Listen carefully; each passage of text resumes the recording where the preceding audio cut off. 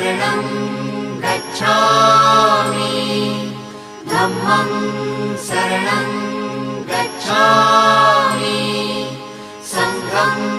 शरणं गच्छामि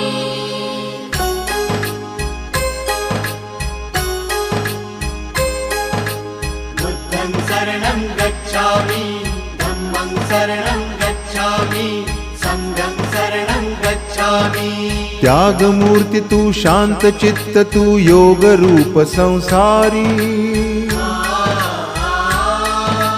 दया प्रेम अन मानवतेचे प्रतीक तुझी ईश्वरी